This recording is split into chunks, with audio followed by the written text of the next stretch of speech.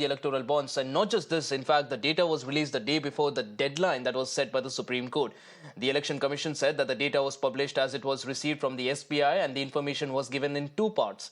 One, the details of the donors who purchased the now scrapped electoral bonds, and second, the political parties which redeemed all of these electoral bonds. As for the data is concerned that has been uploaded by Election Commission on its website, BJP, TMC and the Congress are among the top three political parties that benefited the most from electoral bonds. Talking of the BJP received a funding of over rupees 6,000 crores via electoral bonds. The TMC, on the other hand, which has a government in only one state, got 1,610 crores. Congress, which is also national party, stood third with 1,422 crore rupees, which were received through these bonds. Further, according to the Election Commission data, the biggest donor as far as electoral bonds are concerned is Future Gaming and Hotel Services PR. Now, this is of course a company that has made a donation of over 1,300 crores, and other prominent groups that have made donations include Vedanta Limited and Haldia Energy Limited. However, it is important to note that these donations, as of now, from the data that's available, cannot be matched with the political parties that have received them. Now, this is because the bond numbers which act as the matching code between the two have not yet been released. In fact, this particular issue came up in the Supreme Court as well, and the Supreme Court has pulled up the SBI for not sharing the unique alphanumeric code of electoral bonds. The Supreme Court has also ordered SBI to hand over all the details to the ECI by tomorrow.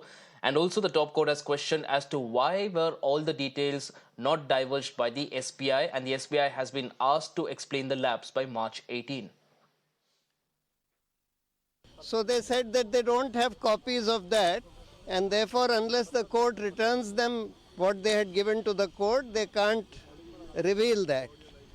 And we will give you back the originals as well as the digitized data, which will be given to you by tomorrow, and by day after you should upload that.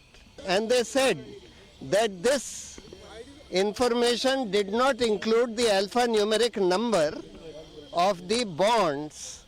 So therefore they have not given full information about the people who purchased the bonds as well as the parties who redeemed the bonds, because that should have normally included the number. So the court said that this, at least the numbers in each, the donor as well as for the recipient, should have been revealed, and therefore they've issued notice, because today the Solicitor General said Election Commission, the State Bank is not here, State Bank is not a party, please issue notice to the Election Commission, to the State Bank. So the court has issued notice to the State Bank and listed this matter on Monday to hear this issue. Yes, that's right. A very significant question posed by the Chief Justice of India, D.Y. Chandrachud bench to the State Bank of India as to why all the details listed by the Supreme Court has not been given to the Election Commission of India for uploading. The Supreme Court asked why the alphanumeric number, that is the unique number for the electoral bond of the donor and also of the recipient, has not been given.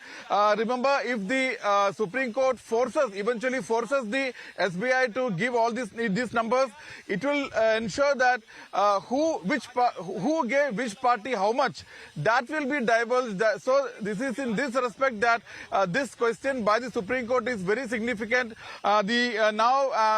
After the Solicitor General Tushar Mehta said that SBI is not a party before the Supreme Court, so a notice has to be issued. So before issuing such a direction for giving the unique electoral bond number, the Supreme Court has today issued notice to the SBI seeking its answer as to why this number cannot be made public.